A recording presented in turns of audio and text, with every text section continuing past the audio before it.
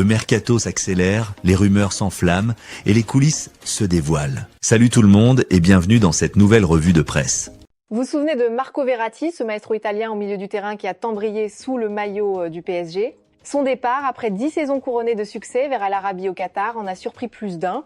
Mais attendez, c'est pas la fin du feuilleton, Manchester United est maintenant sur les rangs pour l'accueillir. Pourquoi ce revirement? L'entraîneur Luis Enrique a tout simplement décidé de ne plus s'appuyer sur lui, un choix technique, pas une question de niveau.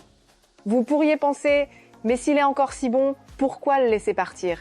Eh bien, c'est là toute la complexité du management sportif moderne, où la rotation d'effectifs et la gestion de vestiaires sont devenus des mots-clés. À 32 ans, Verratti reste une référence. Son pressing résistant, c'est-à-dire sa capacité à récupérer le ballon rapidement, et son jeu court, une technique de passe brève pour contrôler le tempo, manque cruellement à Manchester United.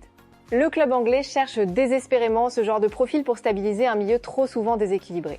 Imaginez, un match tendu à Old Trafford, United mené, Verratti entre en jeu.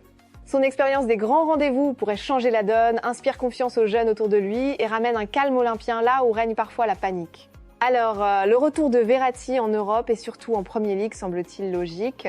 Tout concorde, la motivation du joueur, le besoin criant du club et la possibilité pour United de frapper un grand coup sur le marché. Reste à savoir si le rêve deviendra réalité cet hiver. Tournez la page, on parle maintenant de Mike Maignan, 30 ans, gardien des Blues et du Milan AC. Son contrat s'achève bientôt et à Manchester, on guette la moindre rumeur. Pourquoi un tel engouement?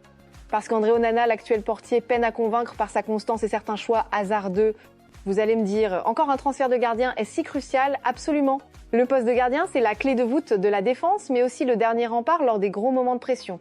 Or, Mike Maignan, avec ses clean sheets, match sans encaisser de but, et sa capacité à organiser la défense, coche toutes les cases. Manchester United rêve d'un gardien fiable doté d'un excellent jeu au pied, une compétence essentielle car elle permet de relancer proprement et d'éviter la panique défensive. Et puis, rappelez-vous de ses prouesses en Ligue des Champions, et avec l'équipe de France, c'est un homme des grands soirs.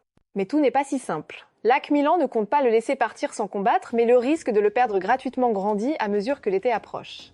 United, de son côté, pourrait réaliser un coup de maître sur le marché des transferts si l'opération se concrétise. Alors, la question se pose, Maignan, prochain héros d'Old Trafford, si cela se réalise, Manchester pourrait bien retrouver une stabilité défensive qui lui fait tant défaut depuis des années.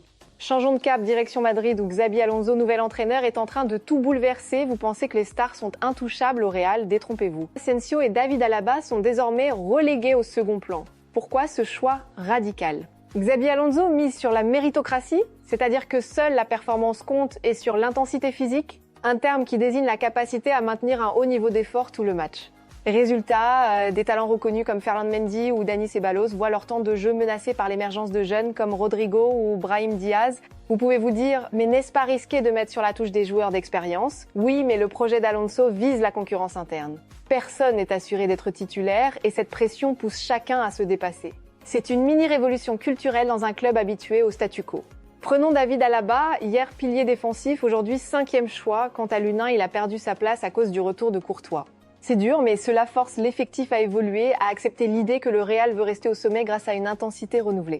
En fin de compte, Alonso ne cherche pas uniquement à se séparer de ses joueurs, mais à instaurer une mentalité où chaque minute sur le terrain se mérite. Le Real Madrid version Alonso, c'est l'exigence maximale pour tous, du premier au dernier. Direction Barcelone, où un jeune talent catalan, Fermín López, est au centre de toutes les convoitises. Chelsea vient d'augmenter son offre à 80 millions d'euros, un montant colossal pour un joueur de 20 et 1 an. Mais pourquoi tant d'acharnement de la part du club londonien? Fermín, c'est le prototype du milieu box-to-box, il peut défendre, attaquer et enchaîner les efforts sans faiblir. Sa polyvalence, c'est-à-dire sa capacité à jouer à plusieurs postes du milieu, le rend extrêmement précieux. En plus, il a déjà prouvé qu'il savait briller dans les grands rendez-vous, avec plus de 40 matchs la saison dernière, mais le Barça hésite. L'équilibre financier du club est fragile et une telle offre offrirait un vrai bol d'air. Pourtant, perdre un joueur formé à la Masia, ce centre de formation mythique, serait un coup dur pour l'identité blaugrana. Du côté de Chelsea, on promet à Fermín un rôle clé, loin de la rude concurrence des Pedri, Gavi ou de Jong. Le club anglais le voit déjà comme le leader du futur. Et si le temps de jeu venait à manquer à Barcelone, l'attrait de Londres pourrait devenir irrésistible. Alors quel choix serait le bon? Rester fidèle à la Masia ou saisir une opportunité unique à Chelsea? Tout dépendra de l'audace du Barça cet hiver et de la patience de Fermín. Le mercato hivernal s'annonce brûlant sur ce dossier.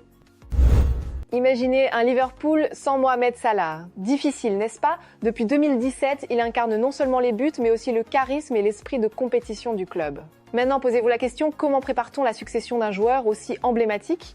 Y a-t-il un plan B à la hauteur? Liverpool se penche déjà sur l'avenir, et ce n'est pas un simple détail administratif. On parle ici de gestion de talent et d'anticipation stratégique, deux notions clés dans le sport moderne, tout comme dans le monde de l'entreprise. Quand une légende approche de la sortie, le risque de déclin plane, mais les grandes équipes, vous le savez, réagissent en leader. Elles planifient, investissent et surtout osent miser gros quand l'enjeu le demande. C'est exactement ce que fait Liverpool aujourd'hui, et si je vous disais que le successeur pressenti vient de la Bundesliga, intriguant, non? Alors, qui est ce fameux Michael Olise dont tout le monde parle à Anfield? À 23 ans, cet attaquant polyvalent évolue au Bayern Munich, rien que ça. Vous vous demandez peu à être « qu'est-il de si spécial ?» Olise est ce qu'on appelle dans le jargon un ailier inversé.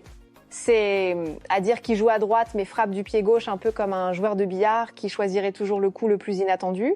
Sa capacité de dribble, pensez à un danseur de breakdance au milieu d'une foule, et sa vision du jeu font de lui exactement le type de joueur pour un système de jeu basé sur la transition rapide, comme celui de Liverpool. Et puis il y a sa polyvalence tactique. Il peut occuper plusieurs postes à l'avant, ce qui rappelle la flexibilité d'un couteau suisse, dans une équipe toujours en mouvement. Alors remplacer Salah, c'est mission impossible? Peut être. Mais Olise a déjà prouvé en Bundesliga qu'il pouvait marquer les esprits. Voyons comment Liverpool compte l'attirer. Maintenant, passons à la réalité du marché des transferts. Recruter un joueur déjà au Bayern Munich, c'est pas une promenade de santé. Vous vous dites sûrement, pourquoi le Bayern laisserait-il partir un jeune talent? C'est là qu'interviennent deux notions clés. Valorisation du joueur, c'est son prix sur le marché, souvent gonflé par la concurrence, et politique salariale, qui détermine si un club peut rivaliser. Liverpool, prêt à investir lourdement, c'est que le timing est crucial. Attendre, c'est risquer de voir la côte d'Olise s'envoler ou de perdre l'opportunité face à un autre géant. Je vous raconte une anecdote. En 2018, Liverpool avait hésité à miser sur un jeune ailier qui a finalement explosé ailleurs. Depuis, le club préfère l'audace à l'attentisme. Le vrai enjeu ici, c'est pas juste l'argent, mais la capacité à convaincre un joueur et son entourage qu'Anfield est l'endroit idéal pour écrire la suite de son histoire. On arrive à la vraie question. Michael Olise peut-il gérer la pression d'être le nouveau Salah? Héritage, c'est un mot fort. En football, il suffit pas de remplacer des statistiques. Ici, on parle aussi de leadership et de mentalité dans les grands rendez-vous. Imaginez le vestiaire d'Anfield, des attentes immenses, des supporters exigeants, une presse qui guette la moindre faute. Est-ce qu'Olise saura transformer cette pression en énergie positive? La notion de résilience mentale prend tout son sens. La Première Ligue n'est pas la Bundesliga.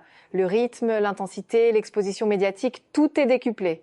Mais souvenez-vous, chaque légende a commencé face à l'inconnu. Si Olise saisit sa chance, il pourrait écrire un nouveau chapitre doré dans l'histoire de Liverpool et vous pourriez dire plus tard, je l'ai suivi dès le début. Un grand merci à vous tous qui avez pris le temps de regarder cette vidéo jusqu'au bout. Votre soutien et votre intérêt signifient énormément pour nous. Si vous avez apprécié ce contenu, n'hésitez pas à lui donner un pouce en l'air et à le partager avec vos amis. Restez connectés pour plus de contenu passionnant à venir.